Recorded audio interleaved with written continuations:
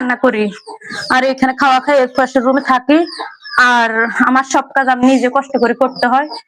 আমার একটা গ্যাসের বোতল নাই যে আমি গ্যাসে রান্না করব, আমি সব লাকিতে করতে হয়।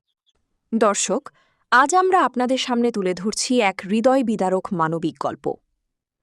নোয়াখালী জেলার বেগমগঞ্জ থানার ৪ নং আলাইয়ারপুর ইউনিয়নের ২ নং ওয়ার্ডের ধিতপুর গ্রামের হাজি মুমতাজ কেরানির বাড়িকে ঘিরে উঠেছে একটি গুরুতর অভিযোগ। অভিযোগ রয়েছে, প্রভাবশালী এক ওমান প্রবাসী বাবা তার প্রতিবন্ধী কন্যাকে দীর্ঘদিন ধরে ভরণপোষণ থেকে বঞ্চিত করে রেখেছেন। স্থানীয়দের দাবি, তিনি বর্তমানে দ্বিতীয় স্ত্রী ও দ্বিতীয় স্ত্রীর পূর্বের সংসারের এক কন্যাকে নিয়ে বসবাস করলেও নিজের প্রতিবন্ধী সন্তানের খোঁজখবর নেন না। প্রতিবন্ধী ওই তরুণীর ভাষ্য, আমার বাবা আমার কোনো খোঁজখবর নেন না। আমি মানুষের কাছে সাহায্য চেয়ে কোনো রকমে জীবন চালাই। আমার মা রেখে যাওয়া একটি ছোট্ট আশ্রয়েই দিন কাটছে। একজন প্রতিবন্ধী সন্তানের এমন অসহায় জীবন নিঃসন্দেহে আমাদের বিবেককে নাড়া দেয়। তবে মনে রাখতে হবে, এসব অভিযোগের বিষয়ে অভিযুক্ত ব্যক্তির বক্তব্য এখনও পাওয়া যায়নি। তার বক্তব্য পাওয়া গেলে তা গুরুত্বের সঙ্গে প্রকাশ করা হবে। মানবিক এই ঘটনায় সংশ্লিষ্ট প্রশাসন ও সমাজের দায়িত্বশীল ব্যক্তিদের কার্যকর উদ্যোগ প্রত্যাশা করছেন এলাকাবাসী। মা মারা ধরনের একটা সন্তানের কাছে তার বাবাই সবচেয়ে নির্ভরশীল, কিন্তু বাবা টাকার অধিকার ফাঁদরি চাইছে, ওটাও দিল না।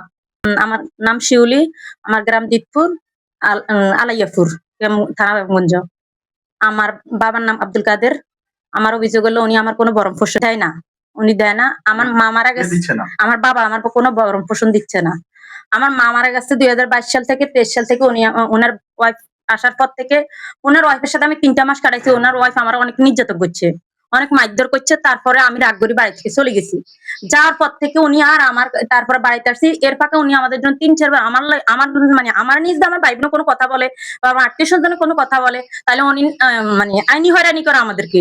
এ পর্যন্ত অনেকবার আমার সৎমা বাবা এই পর্যন্ত কয়েকবার পুলিশ আনাইছে, কয়েকবার জিডি করা হয়েছে, আমার নামও জিডি করা হয়েছে। আমার কাছে ওই কপি গুলো আছে। তো ওই লাস্টে আমার ভাই বোন, আমার চাচি, আমার ৬ জনের নামে পড়ে নারী নির্যাতন মামলা দেওয়া হয়েছে ওনার ওয়াইফে। তাও এই আমার নিয়ে কথা বলাতে, যে আমার অধিকারটা যে কেন এই মেয়েটার খাওয়াইতেছে না, এগুলো নিয়ে কথা বলাতে উনি এইভাবে কয়েকবার হয়রানি করা হয়েছে। যাক, উনি বিদেশ গেছে জানুয়ারির ১০ তারিখে চলে গেছে। ২০২৬-এর ১০ জানুয়ারি ১০ তারিখে চলে গেছে। যাওয়ার দিন আমি উনি এভাবে বসা আমার ঘরে আমার কাছে বিদায় নিছে। ওনার ফাঁদরে আমি বাবারে বললাম যে আপনি শুধু আমাদের কাম না চলে গেছে, বাবা বলার অধিকারটা রাখিয়ে না, কিছু চাই না। কিন্তু ওই লোকটা আমরা গলাইতে পারিনি। যার পর থেকে আর আমাদের সাথে আর কোনো যোগাযোগ নাই। উনি দেশে আসছে ২ বার এই পর্যন্ত, এই বাড়িতে আসছে। এই বাড়িতে আসার পর উনি অনেক সামান আনছে, না আমার একটা চকলেটের বাকি দেরা করলো না উনি, বা আমার সাথে এই পর্যন্ত উনি একবার দেখাও করতে গেল না। এই যে স্বপ্ন আমার বাবার ওয়াইফের আগের ঘরের সংসার, আমার বাবার ওয়াইফের আগের ঘরের সংসারের মেয়ে, ওই মেয়েটারে বরং পোষণ দায়িত্ব স্কুল কলেজ সব চালাইতেছে। তা আমার কোনো খোঁজ খবর নাই। ইভেন এই মহিলার মুখের অত্যাচারে আমি বাঁচতেছি না। আমার যত খারাপ মন্তব্য, যত খারাপ কথা আছে, এই লোক এই আমার বাবার ওয়াইফে এই কথাগুলো বলতেছে আমার নিয়ে। আমি মানে বাড়ি থাকাটা আমার জন্য কঠিন হয়ে গেছে। উনি পাইলে আমার বাড়ি থেকে তাড়াই দেয়, এবং আমার নিজে কথা বলে তারও তাড়াই দেয়। এর সাথে ইসুফ নামে একটা লোক আছে এই ঘরের মালিক, উনি সম্পূর্ণ জড়িত। আমার বাবা আপন স্বাস্থ্য ভাই, উনি জড়িত, ওনার ওয়াইফ জড়িত, ওনার ছেলেরা জড়িত।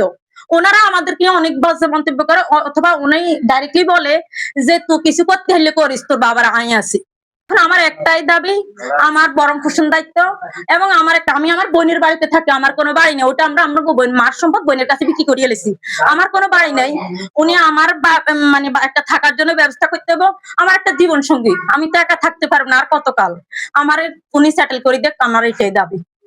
না না না, আমার মা থাকার পর, মা মারা যাবার ২০২২-এর আগস্টের ১৮ তারিখে, আগস্টের ২৫ তারিখে বাবার বিয়ে করেছি।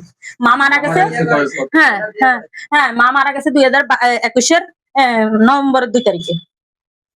আপনার অভিযোগটা হচ্ছে উনি আমার ভরণ পোষণ সব দায়িত্ব নিতে, আমার থাকার জন্য একটা ব্যবস্থা করতে। আপনার কোনো মানে ভরণ পোষণ উনি নিচ্ছেন না, পরের সংসারের মেয়েটার নিচ্ছে আজকে, এবং ওই মেয়েটার আজকে বিয়ে দিতেছে। ওই মেয়েটার বাবাকে, ওই মেয়েটার বাবাকে ওর মাও বলতে পারে না, সত্য কথা যেটা, আমি আপনারা খারাপ বললেও বলতে পারেন। ওই মেয়েটার বাবাকে ওই মেয়ের মা বলতে পারে না। হ্যাঁ হ্যাঁ, অবশ্যই আমি বলতে পারি, আমি এই এলাকার সবাই জানে। আমি ওনারে জিজ্ঞেস করলে উনি বলে আমার এই মেয়ের বাবার নাম কখনো জিজ্ঞেস করতে পারবা না। এবং এই মেয়ের আপনি জানতে চাইলে সে বলবে আমার বাবার নাম আইডি কার্ড আবার করা হয়েছে, কিন্তু ওই মেয়ের বাবার নামে কোনো আইডি কার্ড করা হয় না।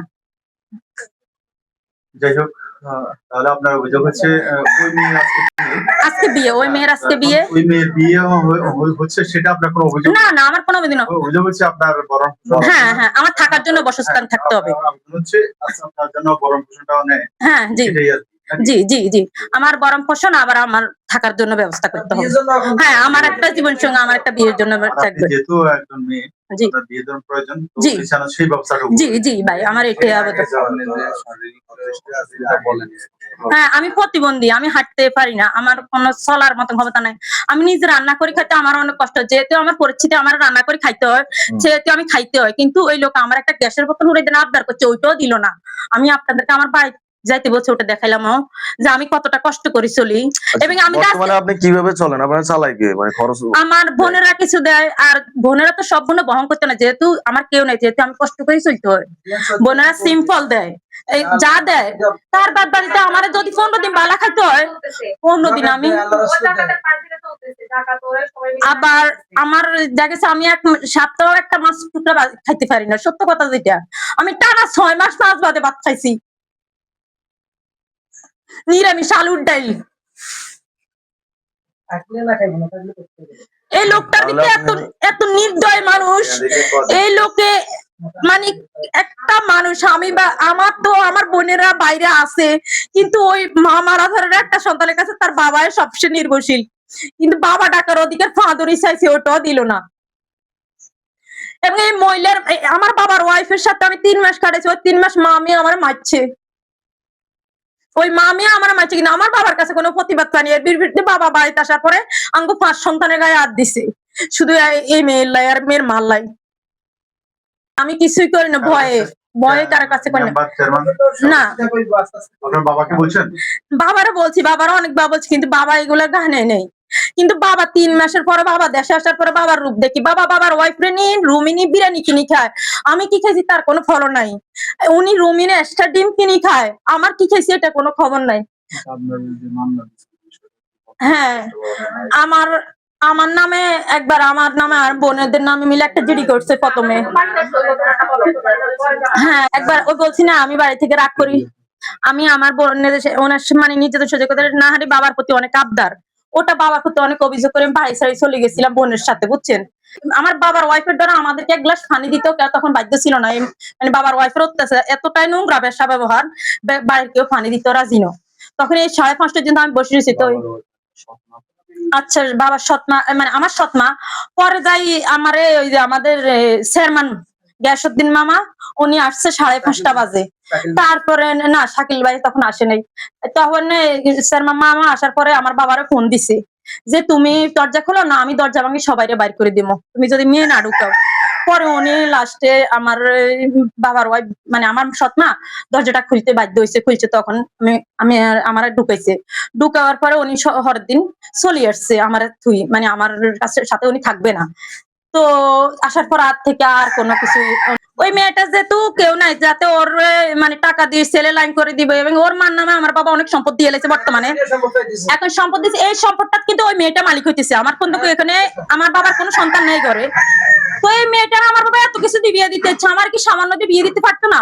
ওরা আমি দিন শেষে কি চাইছি জানেন? সত্যিকার আমি চাইছি আমার বাবা, আমার ফ্যামিলি, আমার ভাই বোন সবারই নিয়ে একটু হাসি খুশি থাকবো।